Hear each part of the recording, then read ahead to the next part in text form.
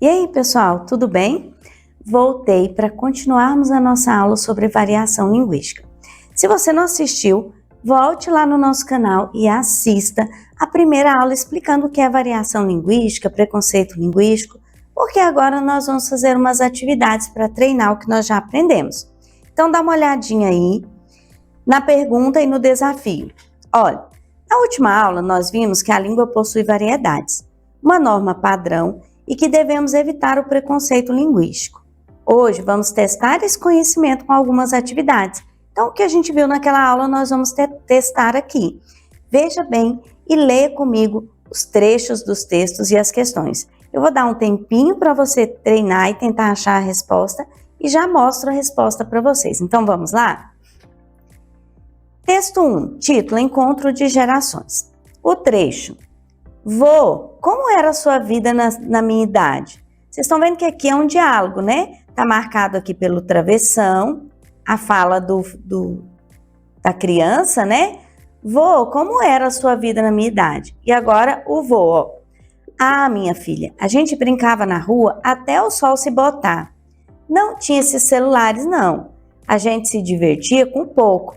Nós era feliz assim mesmo. A expressão nós era feliz, presente na fala do avô, pode ser compreendida como um desrespeito intencional às regras gramaticais que enfraquece a mensagem, um equívoco de concordância que torna a frase incompreensível para o leitor, um exemplo de variedade linguística marcada por traços regionais ou geracionais, uma prova de que a personagem não domina minimamente a língua portuguesa. Eita, essa é boa, hein? Já acharam a resposta? Tem tudo a ver com o que a gente aprendeu na nossa outra aula. Pensaram sobre a questão? Leiam de novo lá as alternativas que eu já venho com a resposta. E aí, vamos ver? Qual que é a resposta? Um exemplo de variedade linguística marcada por traços regionais ou geracionais. O vô não foi desrespeitoso com as regras gramaticais, ele provavelmente fala assim.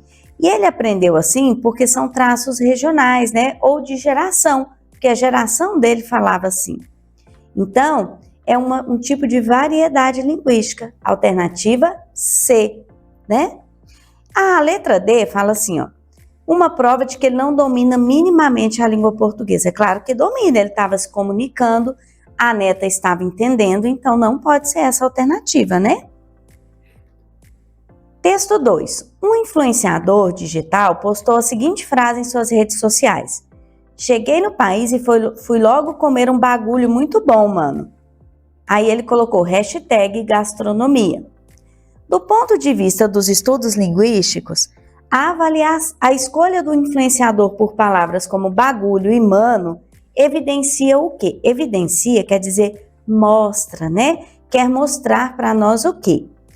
A incapacidade dele de se expressar de forma clara e objetiva, o empobrecimento da língua portuguesa nas redes sociais, o uso de um registro formal e técnico adequado ao tema gastronômico, ou o uso de uma variedade informal apropriada ao contexto de comunicação com seu público. E aí, qual alternativa vocês acham que está certa? Já conseguiram encontrar a alternativa correta? Por que será que o influenciador utilizou a expressão bagulho e mano? Vamos ver? Ele era capaz de se expressar, incapaz de se expressar de forma clara? Não. Isso demonstra um empobrecimento da língua? Não, porque na verdade, isso aqui não afeta a língua portuguesa. É uma maneira que ele usa para conversar com seu público, né? Está apropriada ao contexto, que é lá a página dele, onde ele posta as coisas, né? Normalmente as pessoas devem usar essas expressões, essas gírias por lá. Então, não tem problema nenhum. É o uso de uma variedade informal que ele apropriou, né? Que está apropriada ao grupo, ao público com quem ele se comunica. Não é formal e técnico, né? Porque não tem nada de registro técnico nessa fala. Número 3. Um jovem em uma entrevista de emprego disse: "Bom dia, sou doutor. Tracejo muito de trabalhar na sua firma." A atitude do entrevistador deve ser principalmente, olha só, corrigir imediatamente a pronúncia do candidato para ensinar a forma culta, avaliar se as competências profissionais do jovem atendem às necessidades da vaga, considerar se a fala do candidato como um critério eliminatório imediato para o cargo, ou adiar a entrevista até que o candidato faça um curso de oratória. E aí, o que você acha? Lembra o que nós estudamos sobre preconceito linguístico? É claro que a fala desse moço aqui não está adequada, né? Bom dia, sou doutor. Mas provavelmente é uma linguagem regional. Qual deve ser então a função do entrevistador nessa situação? Já descobriu? Já achou a resposta? Vamos ver? Vamos conferir comigo? Avaliar as competências profissionais do jovem e ver se elas atendem às necessidades da vaga.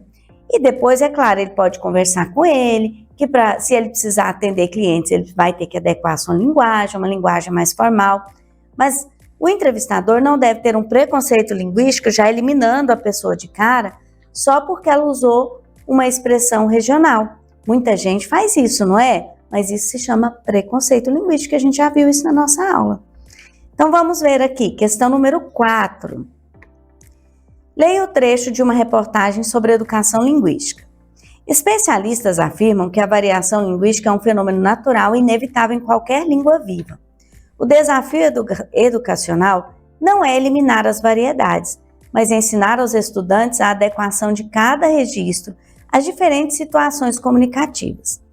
De acordo com o texto e os estudos sobre variação linguística, é correto afirmar que todas as variedades linguísticas são igualmente apropriadas para qualquer situação de comunicação formal. O principal objetivo do ensino da língua portuguesa é substituir as variedades regionais pela norma padrão. A variação linguística deve ser combatida por representar um afastamento indesejável da língua original. Ou o domínio da norma padrão é importante, mas o respeito às variedades linguísticas é fundamental. E aí, depois de ler esse texto e depois de pensar na nossa aula, qual é a resposta correta? Você já encontrou? Vou dar um tempinho aí e já vou para a resposta. Vamos lá! Letra D. O domínio da norma padrão é importante, todos nós devemos conhecer e aprender. Por isso que na escola a norma culta, as regras gramaticais são ensinadas. Mas o respeito às variedades linguísticas é fundamental, como nós já vimos aqui na nossa aula e nas atividades, né? Questão número 5. Observe a charge.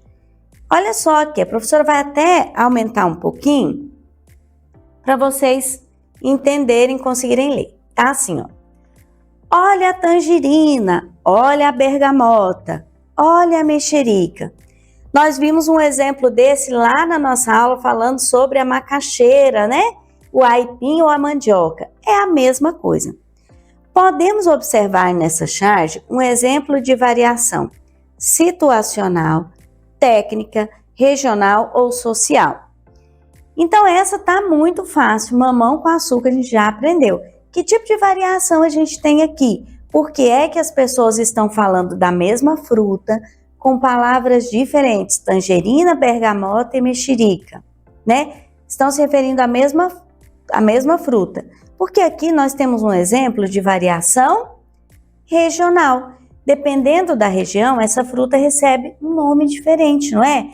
Tangerina em alguns lugares, bergamota em outros lugares e mexerica em outros lugares. Mas é a mesma fruta com nomes diferentes, porque em regiões diferentes do nosso país elas têm esses nomes. Então é uma variação regional, beleza?